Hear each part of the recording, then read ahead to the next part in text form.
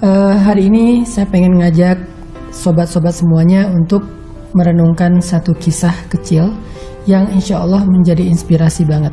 Kisah tentang taubatnya seorang laki-laki di zaman Nabi SAW. Di dalam kisah ini nanti kita akan belajar tentang betapa Allah itu Ghafurun Rahim, Maha Pengampun lagi Maha Penyayang. Kisah tentang taubatnya seorang laki-laki tua di zaman Nabi SAW. Diriwayatkan bahwa satu hari ketika Nabi sedang duduk-duduk dengan beberapa orang sahabat, di antara mereka ada sahabat yang bernama Anas bin Malik. Tiba-tiba datanglah kepada Nabi seorang laki-laki yang usianya udah tua, rambutnya udah putih semua, badannya bungkuk, gak bisa berdiri tegak, kakinya gemetar, dia berjalan tertatih-tatih dengan tongkatnya ke arah Nabi. Pelan-pelan dia datang, kemudian dia duduk di depan Nabi sambil bertumpu kepada tongkatnya.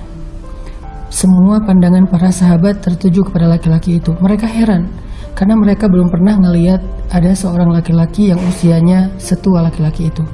Udah tua banget, renta banget, lemah banget. Dia datang dari ujung kota pelan-pelan, tertatih-tatih, bersusah payah. Kemudian sambil memegang tongkat, dia duduk di hadapan Nabi seperti seseorang yang sedang disidang, seperti seseorang yang sedang mau dihukum. Dia duduk depan Nabi sambil menundukkan pandangan matanya. Lalu beberapa saat kemudian dia memandang ke wajah Nabi dengan penuh rasa iba.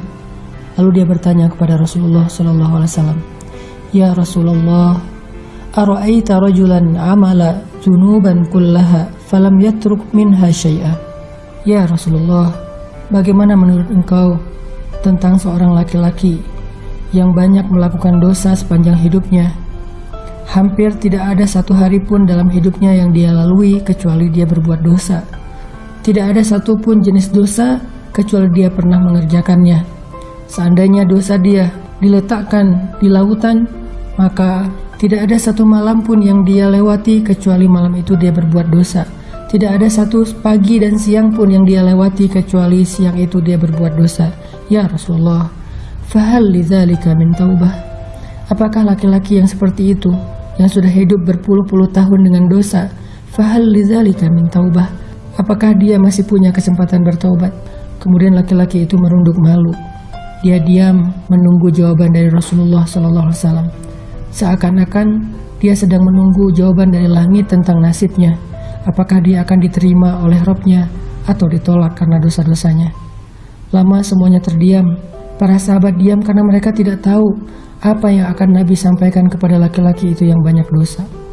Rasulullah mencoba memandang laki-laki itu ke dalam jiwanya, mencoba untuk memahami penyesalan yang begitu luar biasa di hatinya, mencoba untuk mengerti ketulusannya. Sedangkan Nabi SAW tahu betul Allah pernah berfirman, "Wa rahmati wasi'at kulla syai'," dan rahmatku meliputi segala sesuatu, tidak ada pengecualian. Kemudian tiba-tiba Nabi tersenyum kepada laki-laki itu dan bertanya, "Hal aslamta? Apakah kamu sudah masuk Islam?" Laki-laki itu kaget kemudian menjawab, Naam, ya, saya sudah masuk Islam." Kemudian Nabi dengan tersenyum lebar mengatakan kepada laki-laki itu, "Yaghfirullahu lak, Allah sudah mengampuni semua dosa-dosamu." Kemudian laki-laki itu kaget dan kemudian dia bangkit seolah-olah dia seorang anak muda yang gagah. Lalu dia memandang kepada Nabi dengan penuh rasa penasaran dan berteriak, "Ya Rasulullah, wa ghadarati wa fajarati." Ya Rasulullah, bagaimana dengan dosa-dosa saya? Bagaimana dengan maksiat-maksiat yang saya lakukan? Bagaimana dengan masa lalu saya yang hitam kelam? Nabi SAW sambil tersenyum mengatakan, "Wa ghadaratuk wa fajaratuk." Dan begitu juga dengan dosa-dosamu. Walaupun engkau banyak dosa, banyak kedurhakaan, Allah yaghfirullahu lak, Allah sudah mengampuni semua dosa-dosamu. Anas bin Malik mengatakan, setelah mendengar jawaban dari Nabi, laki-laki itu berpaling ke arah kami dengan wajah yang penuh sukacita, yang sangat bahagia. Kemudian dia berteriak, "Allahu Akbar, Allahu Akbar, Allahu Akbar." Sambil dia berlari keluar masjid, dia terus bertakbir, "Allahu Akbar, Allahu Akbar." Anas bin Malik mengatakan, kami masih mendengar suara takbir laki-laki itu sampai dia hilang dari pandangan kami. Sobat zakat yang dirahmati Allah Subhanahu wa taala. Bulan Ramadan adalah bulan penerimaan taubat. Orang-orang yang beriman ketika Allah pertemukan dengan bulan Ramadan, itu artinya Allah pengen hamba-hambanya menghabiskan 1 bulan penuh itu dengan taubat nasuha. Ya ayyuhalladzina amanu tubu ilallahi taubatan nasuha. Sehingga ketika kita ingin bertaubat kepada Allah Subhanahu wa taala, ada 2 hal yang harus kita yakini saat kita beristighfar, saat kita minta ampun kepada Allah. Pertama, Allah Ghafurun Rahim. Allah Maha Pengampun lagi Maha Penyayang. Gak mungkin hambanya yang meminta ampun kepada Allah, Allah gak ampuni. Gak mungkin hambanya yang meminta maaf kepada Allah tidak dimaafkan. Kita harus belajar yakin ketika kita mengatakan Astaghfirullahaladzim, ketika kita mengatakan Zalamtu nafsi faghfirli ya Rabbi, Subhanaka inni kuntu minaz zalimin, dan seterusnya. Kita harus yakin Allah itu Ghafurur Rahim. Innallaha yaghfiruz dzunuba jami'a. Gak ada dosa yang gak diampuni. Gak ada hamba yang bertaubat yang tidak diterima taubatnya.